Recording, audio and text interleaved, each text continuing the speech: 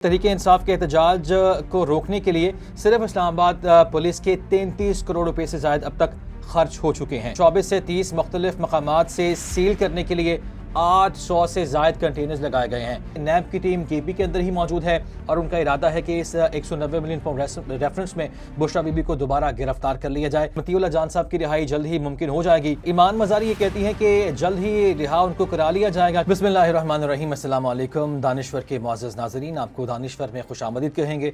मैं हूँ आपका मेज़बान मोहम्मद दानिश भट्ट। नाज़रीन, आज के व्लॉग में हम सबसे पहले बात करने जा रहे हैं, बड़ा बोलबाला हो रहा है तहरीके इंसाफ के मार्च का और उसके बाद की जो सारी सूरत हाल है, सियासत भी हो रही है, प्रोपेगेंडे का भी जिक्र किया जा रहा है। आज हम बात करने जा रहे हैं, जो सबसे पहले खबर है वो ये है कि तहरीके इंसाफ के एहतजाज जब अनाउंस किया तो हुकूमत ने ये तहैया तो कर लिया था कि इनका मार्च हर सूरत में रोकना है। अब डेफिनेटली इसमें नुकसान तो आवाम का ही था। पंजाब की जो सूरत हाल थी, जो जितने भी कंटेनर्स लगाए गए, इस्लामाबाद की सूरत हाल थी, वो हमने पहले वाले व्लॉग्स में आपके साथ शेयर की। अभी आपको हम ये बताएंगे कि इस पे खर्चा कितना हुकूमत का है, यानी आवाम का पैसा कितना ज़ाया किया गया है इस हुकूमत की जानिब से। तो इस्लामाबाद की सिर्फ बात की जाए तो इस्लामाबाद की टेरिटरी के अंदर हुकूमत का तखमीना ये था कि 30 करोड़ से ज़ायद का खर्चा आ सकता है, या महज 30 करोड़ रुपए जो है वो खर्चाएंगे। लेकिन अब तक की जो कुछ डिटेल सामने आई हैं महज इस्लामाबाद के हवाले से, वो आपके साथ शेयर करते चलें कि तहरीके इंसाफ के एहतजाज को रोकने के लिए सिर्फ इस्लामाबाद पुलिस के 33 करोड़ रुपए से ज़ायद अब तक खर्च हो चुके हैं। यानी आप ये अंदाजा लगा लीजिए कि 30 करोड़ रुपए का मार्जिन था इनके पास और 33 करोड़ रुपए सिर्फ इस्लामाबाद के ऊपर खर्च कर दिए गए तहरीके इंसाफ के मार्च को रोकने के लिए, जिसको ये इंतशार मार्च भी कहते हैं। बहरहाल कुछ डिटेल्स इस्लामाबाद के आपके साथ मैं शेयर करता चलूँ तो 24 से 30 मुख्तलिफ मकामात से सील करने के लिए 800 से ज्यादा कंटेनर्स लगाए गए हैं। अंदाज़ा कीजिए कि सिर्फ इस्लामाबाद को सील करने के लिए 800 से ज्यादा कंटेनर्स इस्तेमाल हुए हैं और किराए के बाद में जो कंटेनर्स की मालिकान हैं उनको पैसे दिए गए हैं। और इसके साथ साथ इस्लामाबाद पुलिस के कंटेनर्स की मद में 7 करोड़ 28 लाख रुपए खर्च हुए हैं और पुलिस ने 35,000 आंसू गैस के शेल्स का बंदोबस्त किया था। इस्लामाबाद पुलिस ने 3 यौम में 15 करोड़ के शेल्स ही इस्तेमाल कर दिए और फिर गवर्नमेंट ये कहती है कि हमने ना वहाँ पे गोली चलाई, ना हमने आंसू गैस का इस्तेमाल किया। लेकिन ये जो अब तक की अदाद शुमार सामने आ रहे हैं कि 3 दिन के अंदर अंदर 15 करोड़ के शेल्स जो हैं वो पुलिस ने इस्तेमाल किए हैं। और इसी तरह रबर की गोलियों और 2500 बंदूकों की मद में 11 करोड़ रुपए के अखराजात भी सामने आए हैं। तो मजमूई तौर पर सिर्फ इस्लामाबाद में इस हुकूमत ने 33 करोड़ रुपए खर्च कर दिए हैं। और अगर दीगर पंजाब की बात की जाए तो पूरे पंजाब में जो कंटेनर्स की सूरत हाल थी रास्ता रोकने के लिए, वो आपके सामने रही। हमने आपके साथ शेयर भी किया कि पूरा पंजाब बंद था। आप सिर्फ ये अंदाज़ा कर लीजिए कि जो इस्लामाबाद का मोहल्ले वकू है वो कितना है और पूरे पंजाब में लोगों को रोकने के लिए कितना खर्चा आया होगा। बहरहाल कुछ देर बाद इसकी डिटेल्स भी सामने आ जाएंगी। और आपको ये भी बताते चलें कि अब से जब तहरीके इंसाफ का मार्च शुरू होना था तब हुकूमती शुमार भी कुछ सामने आए थे पिछले 18 माह के, कि पिछले 18 माह में तहरीके इंसाफ के धरनों और एहतजाज से निमटने के लिए जो हुकूमत ने खर्चा किया था उस पैसों से मुताल्लिक हुकूमती अदाद शुमार सामने आए थे। इन सरकारी अदाद शुमार के मुताबिक 18 माह के अंदर तहरीके इंसाफ के धरनों और एहतजाज से निमटने के लिए 2 अरब 70 करोड़ रुपए खर्च किए गए। अब यहाँ पे सवाल ये पैदा होता है कि आप एक सियासी जमात को रोकने के लिए जिनका एहतजाज करना हक है, आप ना तो अपनी जेब से पैसे इस्तेमाल करते हैं, पैसे तो आवाम के जाने हैं, तो फिर भी बहरहाल आप ये देख लीजिए कि 18 माह के दौरान 2 अरब और 70 करोड़ तकरीबन 3 अरब रुपए से ज़ायद की रकम ये बनती है जो कि खर्च की गई है। बहरहाल आगे बढ़ते हैं। पिछले 6 माह के दौरान धरनों और एहतजाज पर खर्च लगभग 1 अरब 20 करोड़ रुपए खर्च आया है। ये दादो शुमार हैं जो सरकार की जानिब से जारी किए गए हैं। 80 करोड़ रुपए किराए के लिए, जो 3000 से ज़ायद कंटेनर्स इन्होंने किराए पे लिए थे पिछले 18 माह के दौरान, उस पर यह खर्चा आया है। और 90 करोड़ से ज़ायद सिक्योरिटी एहलकारों की ट्रांसपोर्ट पर भी खर्च हुए हैं और लगभग 1.5 अरब रुपए के अखराजात पुलिस के खाने और ट्रांसपोर्ट पर भी खर्च हुए हैं। और इसके साथ साथ दीगर जो तफसीलात सामने आई हैं, सरकारी ज़रा के मुताबिक 30 करोड़ के अखराजात FC, रेंजर्स और फौज की तैनाती पर भी खर्च हुए हैं। जो पहले बताए वो सिर्फ पुलिस की बात हम कर रहे थे। और इस्लामाबाद के 12,000, पंजाब के 16,000 पुलिस एहलकारों को ड्यूटीज़ पर तैनात किया गया इन 18 माह के दौरान। और 1 अरब 50 करोड़ रुपए की मालियत की सरकारी और गैर सरकारी इमलाक का जो नुकसान पहुंचा वो भी अलग है। ये बाकायदा तौर पर मीडिया में रिपोर्ट हुआ और ये सरकारी अदाद शुमार मैं आपके साथ शेयर कर रहा हूँ।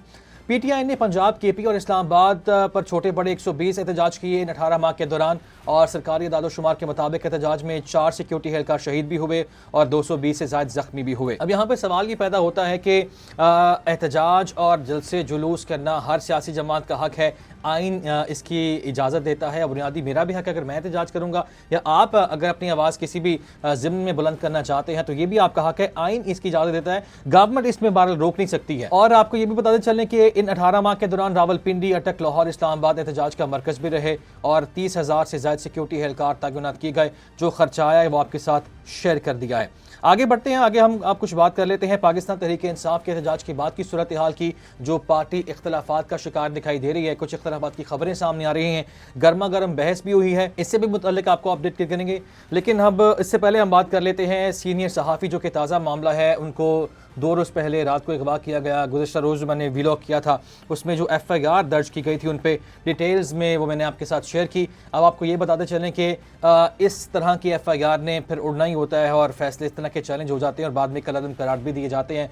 तो अपडेट इसमें यह है कि मतीउल्लाह जान साहब की रिहाई जल्द ही मुमकिन हो जाएगी। आज की अपडेट ये है कि मतीउल्लाह जान का जो ATC ने 2 रोज़ का जिस्मानी रिमांड मंजूर किया था, इस्लामाबाद हाई कोर्ट ने उसे उड़ा दिया है और ईमान मज़ारी एडवोकेट ने उसे चैलेंज किया था। इस्लामाबाद हाई कोर्ट ने सहाफ़ी मतीउल्लाह जान के जिस्मानी रिमांड का वो फैसला मुअत्तल कर दिया। मतीउल्लाह जान के 2 रोज़ा जिस्मानी रिमांड के खिलाफ दरखास्त पर समाअत जब की तो chief justice Islamabad high court Umar Farooq और जस्टिस अरबाब मोहम्मद ताहिर ने समाअत की। और आपको बताते चलें कि सदर इस्लामाबाद हाई कोर्ट बार रियासत अली आज़ाद अदालत में पेश भी हुए, जबकि मतीउल्लाह जान के वकला ईमान मज़ारी और हादी अली चट्टा भी अदालत में पेश हुए और फिर दलाइल दिए गए। और फिर हमने ये देखा कि इस्लामाबाद हाई कोर्ट ने जो फैसला था उसको मुअत्तल किया और फ़िलहाल उनको जुडिशल कर दिया है। और ईमान मज़ारी ये कहती हैं कि जल्द ही रिहा उनको करा लिया जाएगा, क्योंकि अभी तक जब मैं ये वीडियो रिकॉर्ड कर रहा हूँ तो उनकी दरख्वास्त ज़मानत दायर नहीं की गई थी। तो उम्मीद है कि जल्दी ही उनकी जो वकील हैं ईमान मज़ारी, वो ये कह रहे हैं कि जल्द ही, आज ही बल्कि उनकी जो ज़मानत की दरख्वास्त है वो दायर कर दी जाएगी। तो उम्मीद है कि जल्दी ही मतीउल्लाह जान सीनियर सहाफ़ी हमारे दरमियान दोबारा होंगे, हम उनका दोबारा से व्लॉग देख सकेंगे। अब एक और अहम मामला, आज अपोजिशन लीडर कौमी असम्बली उमर अयूब ने न्यूज़ कॉन्फ्रेंस की है और बड़ा दबंग उनका अंदाज था। उन्होंने ये इल्ज़ाम लगाया कि उन पर कातिलाना हमला हुआ है और IG इस्लामाबाद और वफाकी हुकूमत ने मुझ पर हमला किया है। उनकी जानिब से यह कहा गया, कुछ सवालात भी उनकी जानिब से उठाए गए हैं, वो सवालात भी मैं आपके साथ शेयर करता चलूँ कि वो कहते हैं कि हरीपुर में 300 से ज़ायद रेंजर्स एहलकार आए थे। KP की सरजमीन पर बग़ैर इजाज़त रेंजर्स कैसे आई है? ये सवाल उनका इंतहाई वैलिड है और इस पर जवाबदेही भी होना चाहिए हुकूमत को, क्योंकि अब अगर सूबे के अंदर, किसी भी सूबे के अंदर रेंजर्स आती है तो वो हुकूमत, उस सूबे की हुकूमत की इजाज़त के बगैर नहीं आ सकती। तो अगर ये उनका कहना सच है तो इस पर यकीनी तौर पर तहकीकात होनी भी चाहिए। और उनकी जानिब से कहा गया कि सिक्योरिटी फोर्सेस को निहत्ते अवाम पर फायरिंग की इजाज़त आइन नहीं देता। और उनकी जानिब से ये इल्ज़ाम भी आयद किया गया कि स्नाइपर D चौक में इस्तेमाल हुआ, दहशत गर्दों के खिलाफ इस्तेमाल होने वाला असलहा आम शहरियों के लिए इस्तेमाल किया गया। और उन्होंने ये भी कहा कि अमेरिका का दिया गया असलहा भी इस्तेमाल हुआ है। खुदकार असलहा कैसे इस्तेमाल किया गया, इसकी तहकीकात होनी चाहिए। इसके साथ साथ उन्होंने चीफ जस्टिस ऑफ पाकिस्तान से ये मुतालबा किया है कि सारे मामले पर फैक्ट फाइंडिंग कमेटी भी बनाई जाए। अब उनका ये मुतालबा मंजूर होता है या नहीं, ये तो वक्त ही बताएगा। एक और अहम डेवलपमेंट जो इससे पहले मैं जिक्र कर रहा था, पाकिस्तान तहरीक इंसाफ के अंदरूनी इख्तलाफात की। गुज़श्ता रोज़ KPS का महवर रहा। पाकिस्तान तहरीक इंसाफ की कोर कमेटी का इजलास वहाँ पे हुआ, जिसमें एहतजाजी मार्च के बाद की सूरत हाल पर गौर हुआ और हमने देखा कि उसके बाद कुछ इस्तीफ़े भी सामने आए। इजलास में गर्मा गर्मी भी हुई, आपसी इख्तलाफात खुलकर सामने आए हैं और ख़ास तौर पर बुशरा बीबी को तनकीद का निशाना बनाया जा रहा है। और इस इजलास में गर्मा गर्मी भी हुई, जिसके बाद हमने ये देखा कि ये खबरें भी सामने आई, ये रिपोर्ट हुआ कि बुशरा बीबी ने फिर सियासी जो बैठक थी उनकी, उसमें शिरकत भी नहीं की। और जो साहबजादा हामिद रज़ा का इस्तीफ़ा है वो भी इसी सिलसिले की कड़ी है। उन्होंने PTI की कोर कमेटी और सियासी कमेटी से इस्तीफ़ा दे दिया है और अब वो ये कहते हैं कि इमरान खान से वो मुलाकात करेंगे, अडियाला जेल जाएंगे और उसके बाद वो कौमी असम्बली से भी इस्तीफ़े का इरादा ज़ाहिर करते हैं। तो बड़ी जल्दी उन्होंने ये फैसला किया है बाहर मौजूदा सूरत हाल को देखते हुए। और वो ये कहते हैं कि D चौक का जो फैसला था वो सियासी कमेटी का फैसला था ही नहीं। तो अगर जब सियासी कमेटी ने ये फैसला नहीं किया तो फिर तहरीक इंसाफ के लोगों ने आगे D चौक जाने का फैसला क्यों किया? और ऐसे में ये भी रिपोर्ट हुआ है कि जो इनकी सियासी कमेटी का इजलास हुआ है, कोर कमेटी का इजलास हुआ है, उसमें एक सीनियर रहनुमा ने कहा कि इमरान खान की हिदायत ये थी कि जब गवर्नमेंट ने आपको ये ऑफ़र की थी कि संगजानी के मकाम पर आप धरना दे देते तो आपको वहाँ पर धरना दे देना चाहिए था, संगजानी में धरना दिया जाए, लेकिन हिदायत पर अमल नहीं किया गया। एक सीनियर रहनुमा की जानिब से इसका इजहार किया गया उसके इजलास में, जिसके बाद मज़ीद गर्मा गर्मी हुई। और हमने ये भी देखा कि जो KP की जिनके पास है असम्बली की सदारत, सदर हैं अली अमीन गंडापुर, उनकी जानिब से भी ये ऑफ़र की गई कि जी मैं अपना इस्तीफ़ा दे देता हूँ अगर आप मेरे से मुतमईन नहीं हैं। फिर उसके बाद जो KP के लोग थे उन्होंने कहा कि जी हम आपके साथ मुतमईन हैं। बहरहाल बुशरा बीबी की जो क़यादत उन्होंने संभाली थी उस पर खासे सवालात उठाई दे रहे हैं। और इसी ज़िम्मे में ख्वाजा आसिफ का वो बयान भी याद आता है, कोई कहते हैं कि तहरीक इंसाफ वाले एक दफ़ा ज़रा कन्फर्म कर लें कि बुशरा बीबी कहीं पर डबल गेम तो नहीं खेल रही। और उनकी जानिब से गुज़श्ता रोज़ ये बयान जारी किया गया तो उन्होंने ये भी कहा था कि हुकूमत को तो शुक्रिया अदा करना चाहिए बुशरा बीबी का, जिन्होंने मजबूर किया तहरीक इंसाफ की क़यादत को कि आगे डी चौक ले जाया जाए।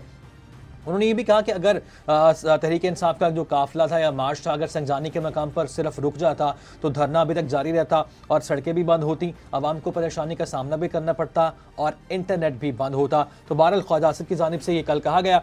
अब और बुशरा बीबी और अली अमीन गंडापुर के इख्तलाफात की भी खबरें सामने आ रही हैं। गुज़श्ता रोज़ के इजलास में बुशरा बीबी भी शरीक नहीं हुई, ये पहले मैंने आपको बता दिया। और इसी सिलसिले की कड़ी है सलमान अकरम राजा का भी इस्तीफ़ा।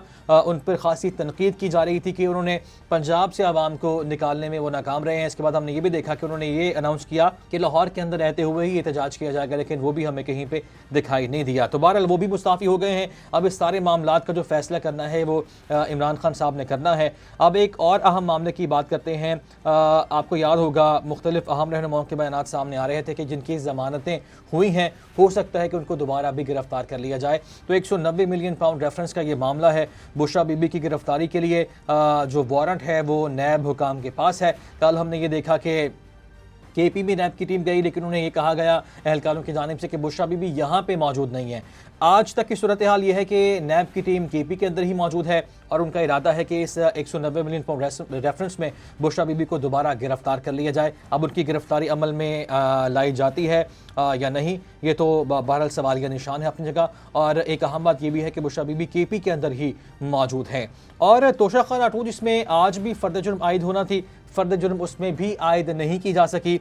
और आपको याद होगा जब इमरान खान साहब अडियाला जेल जब मुंतकिल किया गया उसके बाद तमाम केसेस की जो समाअत थी वो अडियाला जेल में ही हो रही है। और आज अनहोनी बात ये हुई कि जिसने समाअत करनी थी आज जज ने, स्पेशल जज सेंट्रल हैं, उन्होंने आज बजाय कि अडियाला जेल जाते और फर्द जुर्म की कार्रवाई का वहाँ से आगाज़ होता, फर्द जुर्म आज भी आयद नहीं की जा सकी। वो G11 में उन्होंने इस केस की समाअत की और समाअत फिर मुलतवी भी हो गई। और कहने वाले इस पर ये कह रहे हैं कि अडियाला जेल में इसलिए नहीं ले जाया गया इन जज साहिब को क्योंकि अगर अडियाला जेल में समाअत होती तो जारी बात है इमरान खान साहब के वकला भी वहाँ पे मौजूद होते, इमरान खान साहब खुद भी आते तो वहाँ पे कुछ गुफ्तो शनीद होती और उनका कुछ बयान सामने आता। तो बहरहाल इसलिए यही इसमें आफियत समझी गई कि इसमें G11 अदालत में ही समाअत कर ली जाए। और फिलहाल इसमें भी आज जो फर्द जुर्म आयद होना थी वो आयद नहीं की गई और एक बार फिर से इसकी अगली डेट दे दी गई है और 3 दिसंबर तक इसको मुलतवी कर दिया गया है समाअत को। अगली समाअत अडियाला जेल में अब होगी और 3 दिसंबर की उसकी तारीख मुकर्रर की गई है।